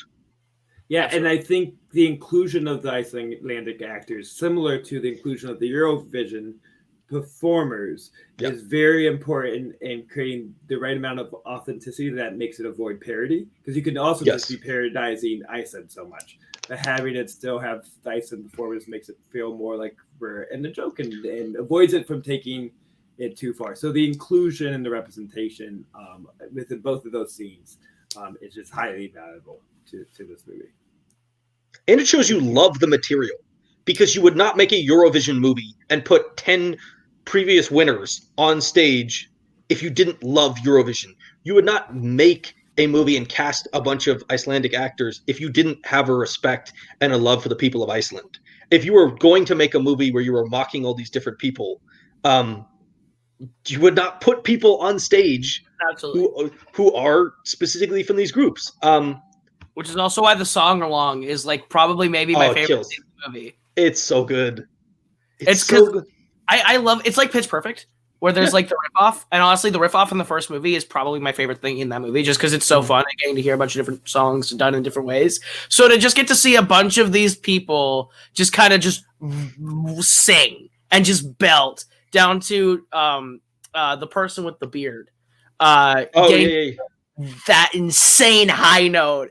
And it just all come together, getting to hear Waterloo. Conchita Wurst. Conchita Wurst is the drag queen with the beard, who is amazing and has one of the best winning songs. If you go back and watch, it's one of the most impressive vocal performances they've had on their stage in years. Absolutely. I could already tell just from the way that they performed that song, hit that note, which is amazing. And then I was under the impression before the I Got a Feeling that it was all songs that had won before, like really famous songs that had won before, because Waterloo showed up again. I was like, yeah, and I assume the other ones are probably also. It starts with Cher, my friend. It starts with. I didn't know that was the Cher song. I didn't know that was the Cher song. I didn't know. But like I recognized Waterloo, and I was just like, this is like, but no matter what, that scene's just like a really great. Like there's just those long takes of people like walking and singing those songs, and like honestly, it's probably the only scene in the movie where I'm okay with Will Ferrell like getting to sing, because he's barely in it, but the part that he does sing is like good, because that's like probably where his best vocal note is, because he gets to the and I feel like is pretty high. That's a pretty high note, and he hits it. Like he does. I think him not being good is what is so impactful about that scene, because on paper that scene is like my nightmare. I hate like acapella. I hate sing along things. It seems so cheesy. But as this movie does, there's so much sincere earnestness to it that just like pulls you in. Everyone just seems so like loving what they're doing, even though these are like songs I'm not into. And it is just kind of a corny thing that they're all singing together at a party, but they make it so fun and lovely. And the fact that Will Ferrell comes in and is not a great singer, it just increases that like accepting aspect of the community. Like it's not about. It makes all of Eurovision not feel like a competition in a way. Like they are there to go and to win. But like this is really what the spirit of Eurovision is. It's about, finding your people, being together, enjoying, the music as something that seemed like has saved all these souls and helped them all find their purpose in life, and just finding that common bond. It's the common bond of music, which is like a theme I fall for in all movies. Yeah, that's like the other thing that I also like about the movie is that like the two villains, quote unquote, aren't really villains. They're just kind of like these like experienced people that are just trying to have a good time, and they end up just like Alexander Lemtov is not a good person, but he's not a bad person. He's not a bad person. He's in fact probably my favorite movie villain of the year, to be completely honest. Just because he's not a villain. He's just like this like Russian millionaire who just really realizes that Rachel McAdams is so much more talented than Will Ferrell and does not deserve to be on Fire Saga and should be with him. And it's honestly like this, like I kind of like him a lot, like as a character in this movie. I think Dan Stevens does a great job as that character. And like I can't remember the Greek lady. Milta. feel Milta. there you go. I feel so bad that I can't remember her name. But she's like also really funny. I think like she's really solid in this movie too. Is like those two being like the two people that are just trying to break up Will Ferrell and Rachel McAdams, even though they're not together at all in this movie really till the end. It's like I think it's just like I think they're not really bad guys. I think that's just kind of a nice twist about this movie. There's not really a villain, and the only real villain is that businessman who gets a knife in his ass for the last 20 minutes. Like it's like okay, and the second biggest conflict comes from Will Ferrell. He's almost the second biggest villain in a way because of his pride and kind of blindsidedness within his goal setting. That he's kind of ignoring Rachel McAdams' voice. That's where the villain. It's really Dan Stevens isn't supposed to be the villain. Like it's a mislead.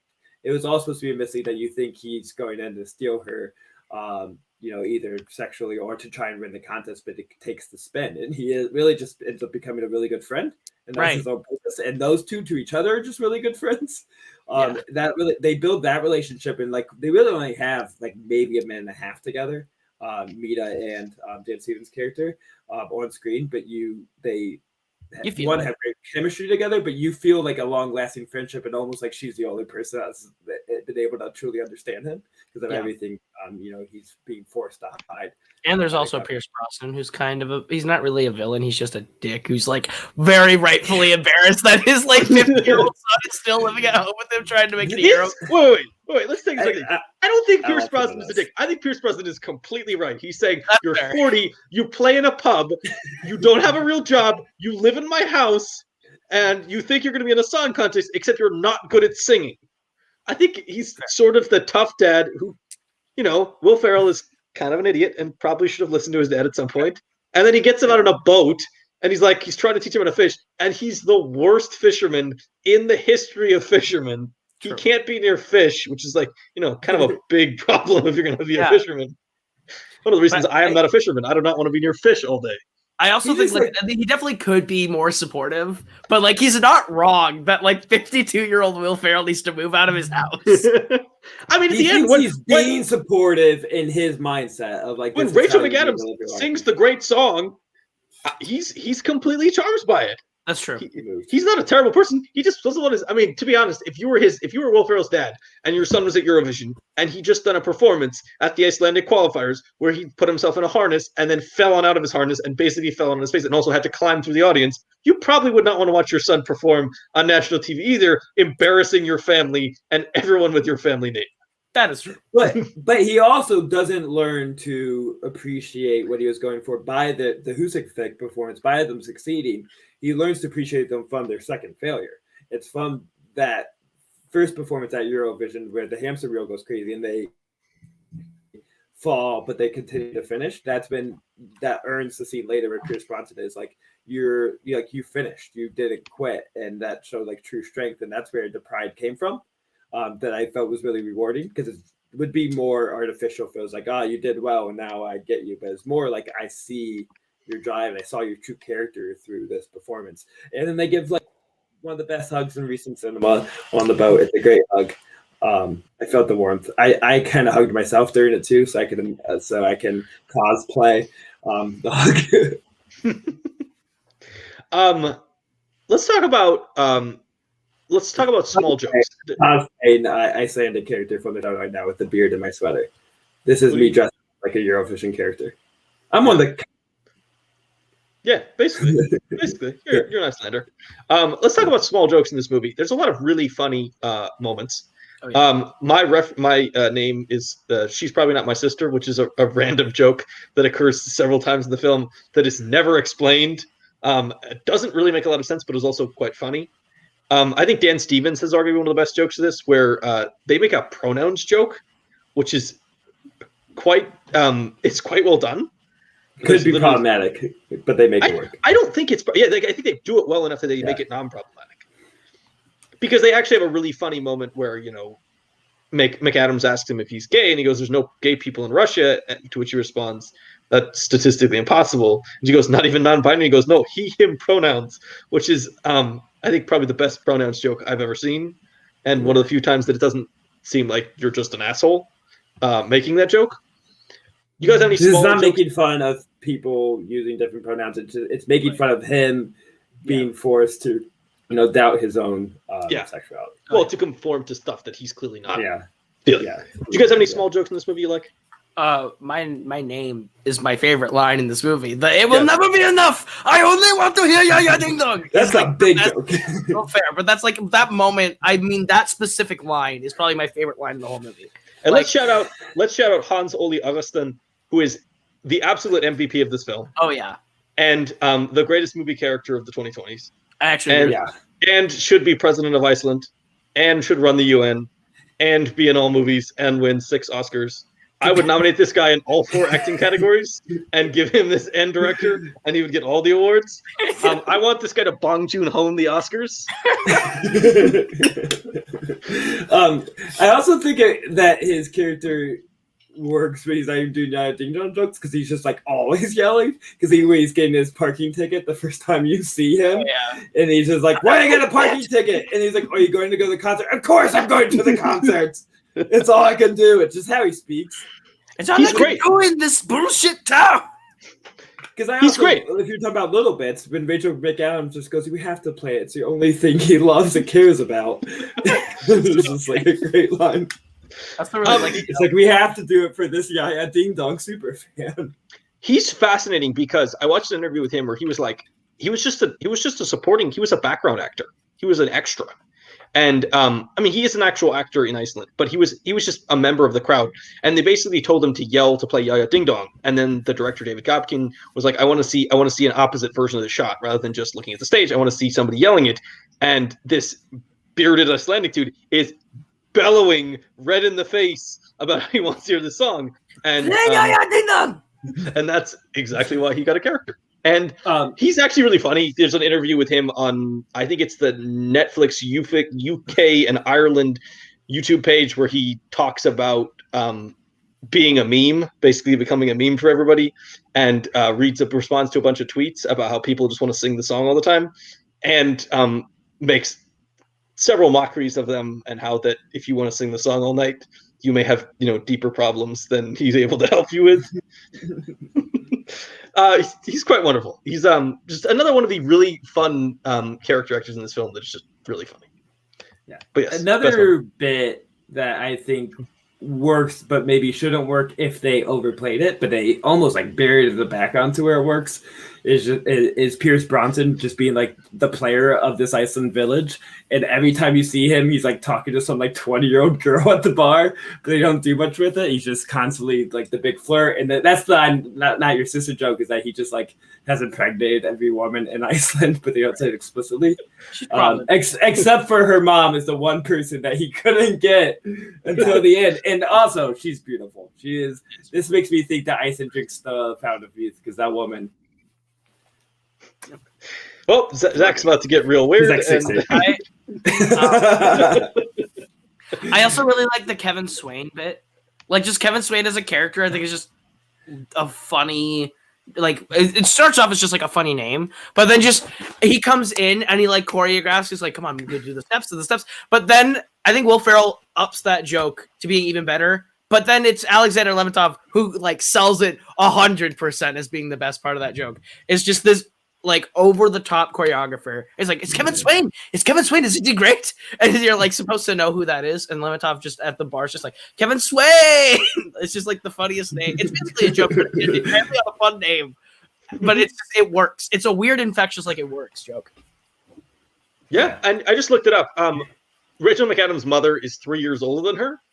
So, I thought she was like 60s. No, she's 48. She's 48. I do have to talk about, you brought up Pierce Brosnan. Can we talk about how Pierce Brosnan is 13 years older than Will Ferrell and looks better than Will Ferrell does? Did you expect Will Ferrell to be this like sexy 50-year-old? I don't need Will Ferrell to be sexy, but freaking Pierce Brosnan in like his late 60s looks fucking good. Looks real good. Better. Looks real good. He's aged better because of the beard. He has the beard rule. He really rocks the beard. That's a dope. It's very gruff at times. Every Iceland man in this is a honk, and because I don't want to fat shame here, but I will say, like, even the leader of the committee that you mentioned, Olafur, whatever, he's a very large man, and that guy is sexy. He's a bear of a man. Just the beard and the Iceland look. He is a bear of a man. He is a very good looking guy. It's the beards. It's the beards and the sweaters. It's what I'm going for. It just doesn't always work as well because my beard doesn't fill it. Because Zach, you are not from a country that has won 9 World's Strongest Man titles in its history in a tiny country. There's also like Icelandic Viking power there. The Iceland cop that like might have a thing for Rachel McAdams, and they're like, "You should marry this guy." So well, I'm like, "Yeah, you should marry him. That guy's fucking gorgeous. He has a great beard. Marry him." Zach Ford objectifies men. The podcast. We continue on. Yeah, I was making up for when I called Rachel McAdams' ma say she was working it, so I had to balance it out. Oh, yeah. Graham Norton. I love Graham Norton. I don't know about I'm a huge Graham Norton fan. I don't know if Zach is a huge fan. I think he's the best talk show host currently working today. I think he is so much funnier and so much better at interviews. He's really witty. He's really good at comebacks. If you say something ridiculous in the show, he's able to respond better than I feel like any of the other hosts are. He does so many unscripted interviews where he's literally like, he has like 3 questions and he just does a 25-minute interview. He did an amazing interview with Bill Murray, Matt Damon, and Hugh Bonneville for Monuments Men, which is one of the most hysterical things I've ever seen. I love his inclusion as this, and it's just kind of another ode to Eurovision. He's the actual presenter for England, so of course, why wouldn't you include him? Big year for him between this and he was in Soul. In like an actual he is in Soul, right? And his part in Soul is really good. Like I think he's actually like a really, really funny character. And different for him. Like in this, he's playing himself. He's playing like the weird hippie meditative guy. In this though, I feel like he's playing a almost heightened version of himself. He's kind of doing the Elizabeth Banks, John Michael Higgins Pitch Perfect part, where he's like gets to be the like dose of reality and realism, looking at these asininely over the top performances, and even like the Double Trouble part is just like, okay, this isn't as bad as we thought it was going to be. This is actually kind of good. And then the hamster look is always, and he just points out the scarf. He's like, he goes, the scarf. He's like, the scarf. And it's so good. I think he brings such this really great sense of reality to the whole situation, but also is also able to play right along with the reality that it creates. And it's super endearing. I think his best moment is after Husavik, right? He was just like that was very touching and moving, and then took a pause. I'm like, of course they're gonna be disqualified. Of course they're disqualified. But very touching and moving. It was just a great line and delivery, and like didn't overstep like all the like faking tears and acting like it's the most beautiful thing. It was a subtle, like he was actually giving the commentary. I was like, oh, that was a very lovely performance. Oh, it was measured. And this show is really, really, really popular with the LGBT community. It is a really, I don't feel right saying this, it's a really gay show. It's very flashy. Graham Norton is an openly gay presenter. He has a very, even his, he has a just, it's very much within his character and his presentation. And I think you see this throughout the film. It just works. The show works so well. I think the fact that you have a performance that, you know, is giving awards to a drag queen. There's a lot of really cool things about Eurovision in terms of a lot of the stuff is very similar. The performances have a lot of the same notes. Those songs have a lot of the same notes. It is really cool though, how much diversity exists in the winners and how many different people who may not be awarded and acclaimed for their performances in different contexts and different shows are given a lot of fame and rewards and win these things by doing things that in a lot of other shows might cause an audience to get turned off. It's just very opening and very welcome of so many different lifestyles and so many different belief systems and, you know, how people want to represent themselves. And, you know, you want to be a drag queen and go up there and sing your songs like that, then go up there and be a drag queen and sing your songs and you're the best, you win. And I think there's like a really cool openness and inclusivity to Eurovision as a contest that is just kind of beautiful in an age when in a lot of performance contests and a lot of contests to begin with, you have to fit into a box to even qualify to be considered for a winning. And this, it's really just like, go out there and wow us. And however you do that, if you're the best, you win. I think that's just really cool. Yeah. Yeah, 100%. and the movie owns that. The movie works with the same themes and that idea of inclusivity. Yeah. I think that's like a thing where like we talk about how incredibly over the top this award, like this performances are, and they are. But I think that's why it's so fun to watch, and that's because everyone there is so different from what we see here. It's why I don't think this show would cross over to America, because America would look at this and go, "What the hell?" But we have stupider, dumber content than this really pretty, really fun to look at light show extravaganza of all people from all walks of life being who they are on a stage and singing. And I think that that's why Eurovision is honestly really fun. And I think this movie totally captures that essence so well. And got me turned on to it. So now I'll probably be watching this now every year for the rest of my life. And I honestly really enjoy what this movie is and how they were able to turn me on to something that I didn't know existed, which will now probably be one of my favorite things. So, there is all intentions to have a 2021 contest because there was in 2020. We'll live stream it. Our commentary. Oh hell yeah! Just look at Zack. Look at Zack podcast featuring Koho commentary. We're gonna have 2 live stream commentaries this year: Eurovision and the Snyder Cut. Yes, get me on for the Snyder Cut commentary. No, you don't fit on the Snyder Cut commentary. You actually have knowledge of this shit.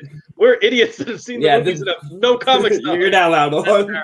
I'm just gonna sit in the comment section and be like, "Look at you two morons." It's gonna be the joy of that will be Zach and I will be sitting there having a discussion of a series of comic books that we don't understand and have no pre-existing knowledge in.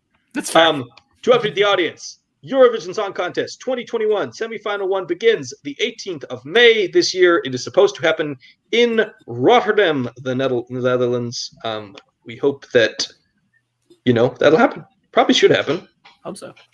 Yeah. With how much of the word just totally escaped my mind, my mouth. Except right. Iceland had a great song last year and they have a bad song this year by the same person, so I'm disappointed. Yeah. Antidote. Is that the word? No, God, I can't come up with what the word is. I literally just totally blanked. Vaccine. Vaccine. I have never blanked on a word ever on our podcast, so you should be very embarrassed. I am very ashamed that it took me that long to find the word vaccine. With a vaccine, I feel like we should be able to start having some stuff start to open in limited ways again. So and being that not to brag, but I will be fully vaccinated in one day. That means I'm allowed to perform at Eurovision, and I will see you there. Absolutely. Yeah. Will you be 21st Century Viking? I mean, yes. I'm actually just going to sing the song and hope that nobody recognizes it. The Netherlands is actually doing relatively okay with COVID. Only about 3,000 cases over the last 7 days, which compared to the dumpster fire of the U.S. is quite impressive. Yeah. Considering we have 3,000 cases in the state of North Dakota, that is impressive. A state that has 12 people and not much else. Somehow it's 3,000 cases. 12 people and 3,000 cases. I don't know how they happened. It's just some weird numbers. There might be more cows with COVID in North Dakota than there is all in Netherlands. I don't know if cows can get COVID. I don't think animals can. Can animals? No, there has been some animals. There was like the tiger that got a dog has gotten it. I think a lion or a tiger got it as well. Zach, do you have any final thoughts on Eurovision? Your favorite movie of all time? Is it my favorite movie of all time? I do. I said this movie with featuring songs from 2020. I mean, I'm not putting it out of possibility that if I do hopefully get sick after the second shot, that I may watch Eurovision possibly 3 times in a row. Because it's just a very warm, comforting movie. That's the primary takeaway. It's just how this is how comforting this is. It just makes you feel happy to be alive, and it's also just a super easy watch. Which some of the other Will Ferrell movies do not work that way. It could be a lot more antagonizing. This one is like a comfort blanket. Yeah. It is a joy to watch. It is fun, and I cried twice every time I watch it, both during the sing along and during Husavik. Weirdly, the perfect movie for COVID in that it is relatively low stakes. very comforting, very charming, very enjoyable. You get lost in really great performances, and you can enjoy it for the story. You can enjoy it for the mere performances. You can enjoy it for the jokes. There's a lot of levels this movie can work on. So it is really one of these things I think that we will see a lot of people rewatching if they've seen it once. I would encourage anyone who hasn't seen it to watch it. I mean, I don't know why you listen to 100 minutes of a podcast about a movie you haven't seen, but some people have interesting lives. Zach, you wanted to say something? Yeah, quick question before we do it. Do you think the primary reason this movie has exploded, or there is quite a bit of negative takes on it, is the same reason why we think Eurovision, the contest, won't work in America? That there's the cynicism, the wanting to be too cool, the smartest person in the room, that makes it hard for them to fall for the earnestness of this movie. Is it too earnest for the American people? I don't know. Like, do people not want things that are comforting and warm? I think the best argument against this movie is there are really great highs of performances, and in somebody who likes the movie less than us, maybe everything else falls flat. Like, I could see that argument. I could see that being the argument. I actually haven't really dug into people who don't like this movie and tried to figure out why. I don't know. I think that's probably maybe the best argument for why some people have not liked it that much. I guess it is sort of split. There are people who have quite low ratings on it. Oh, it has not taken off like it has in my heart. No. Well, I mean, I think the reason it's not taken off is because when we're all stuck at home, watching stuff anyway, I think it's easy for stuff to slide through the cracks. And Eurovision never became the #1 trending on Netflix or the top 5 trending on, like, it never reached that height. So there was never the societal pressure of everyone else has seen it, so I have to see it. Mm-hmm. Koho, do you have a take on why this movie hasn't necessarily received really high acclaim or taken off in terms of? I think the reason why most people either just haven't watched it or haven't given it a fair chance is because it is Will Ferrell, and it's Netflix. Like, the thing is, Netflix has really high highs and really low lows on the movie scene. And I can see, with an Adam Sandler Netflix movie, I will probably never see Hubie Halloween. That's not something I probably will ever watch. It's enjoyable. I'm sure it is. I've never seen it. But I think at first glance, the idea of Will Ferrell doing a very bright musical comedy on Netflix is not the most enticing thing in the world, coming off of something like Holmes and Watson, which also looked like those two were just going to have a lot of fun in British outfits and voices. And I just think that people aren't really open to giving Will Ferrell all of the chances that we've used to giving him. But I think that's a little bit of an unfair take, since I think this is easily the best he's been in 10 years. I think this is, I'll wrap this into final thoughts. I think that this is a really sweet movie that I like more and more every time I watch it. I will never call this thing a masterpiece of film. It probably will never break my top 10 of 2020, but it is a movie that I think it's a movie that I think is going to be in my favorite movies of 2020. It will be one of my favorite. The same things, and we'll argue that on a different show.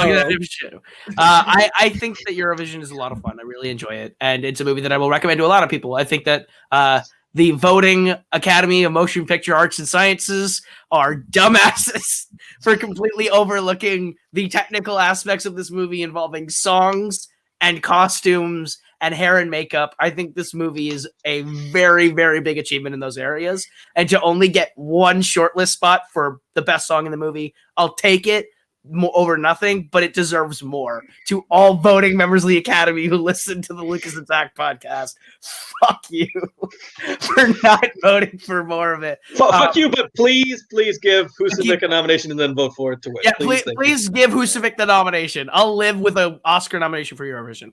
But it is honestly one of the most charming, funny movies of 2020, and one that I will continue to revisit in the future. Back to our discussion of top 10s, I do wonder what Koho is going to think when it appears in 2 top 10s and Hamilton appears in 0. I'll be mad. I will be mad. Hamilton's number 1, if you couldn't tell. Hamilton's number 1. It's like 18th or something for me right now. What? cocaine are you on? 18th is high. Honestly, we're not going to take these. I would argue my biggest thing after thinking about this more is I'm kind of bored for the first 30-ish minutes of Hamilton. Like I'm not into that movie. It takes me a while to get into that movie. Wow. Go See, my thing was put a pillow over your mouth when I tell you this. Keep in mind, I have seen 102 movies in 2020. So it's a bigger. I'm horrified right now. This is gonna be I have it at number 60. See, it's you though, so that doesn't frustrate me. That's higher than I thought you were gonna say. One spot above Disney's elephant. Disney Nature's elephant. That sounds so disrespectful. No, but like, how do you burn the first? Though I think the first act of Hamilton is better than the second act of Hamilton, and that's just. I think that but I think it's a perfect piece of work. But whatever. Yeah, for me, it just falls into the classic musical tropes at times of having 4 to 5 songs I want to revisit, and I could not care if I revisit like 5 to 6 of the others ever. I mean, that's a problem with an opera. Like when it's an opera, like everything is a song. So like obviously, though transition songs are not ones I listen to. I'm not sitting here jamming out to Farmer Refuted or Best of Wives or Best of Women. But I am bopping to The Room Where It Happens and My Shot and One Last Time. Like I think the big ones are like the big ones. So we also have taken you on Lin-Manuel Miranda as a performer, which is I think he's incredible. I think he's kind of not good. You're wild. He's fantastic. I think he gets blown off the screen by everyone around him is the big problem. I don't think he gets blown off the screen by everyone, but I think I would say David is better. I would say Christopher Jackson's better, and I would say Leslie Odom Jr. is better. Everyone else on screen, I think he's better. But when you're consistently playing up against 3 other actors and the 3 other actors are blowing you off the screen, I wouldn't say blowing off the screen. I think Lynn is giving the best acting performance of the group. I think that he is the best rapper on that stage. No, David Diggs is the best rapper on that stage. Audience, this is my Lin-Manuel Miranda face impression. He is kind of a caricature of a theater actor who hasn't learned how to act for a movie. That's rough. He does have does not know what to do with his face, and neither does David Diggs. So we can talk about that later. Whoa. I disagree with this. I think David Diggs is good in movies. I think Lin-Manuel Miranda, and he has the same problem in Mary Poppins Returns. He is a stage actor who has never transferred over. He just doesn't know how to do it yet.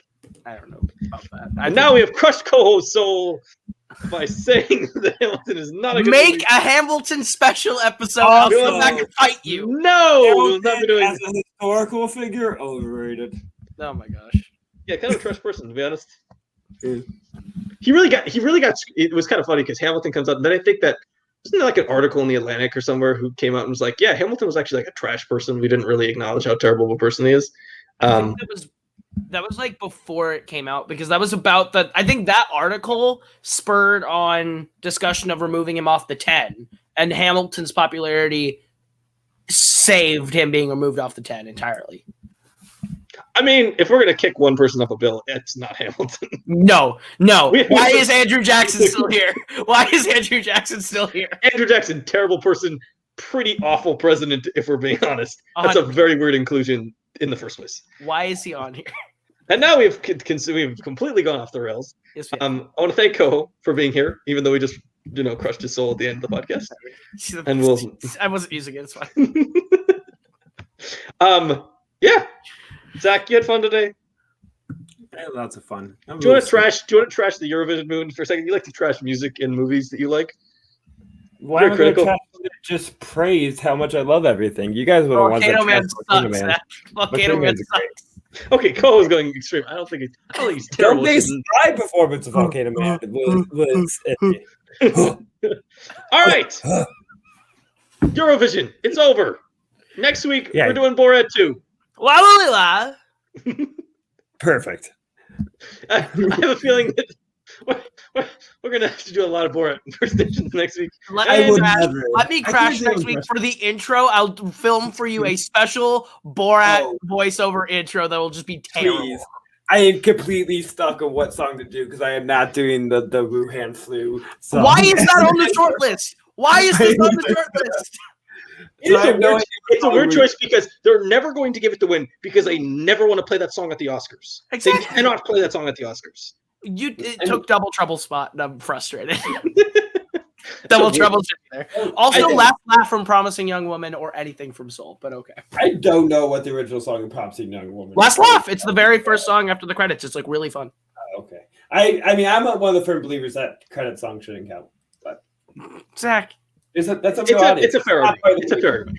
It's a fair argument. you're such a wild man. All right, next week, Borat 2. Come back then. It'll be fun. Zach Ford, Bye-bye. sing us out. Well, we're all going to sing us out, but wait for the chorus, please. When I feel your gentle touch and things are going our way, I want to spill my love on you all day. All day. Yeah. Ding dong. My love. Oh, say Zach and Lucas podcast. I mean Lucas and Zach podcast.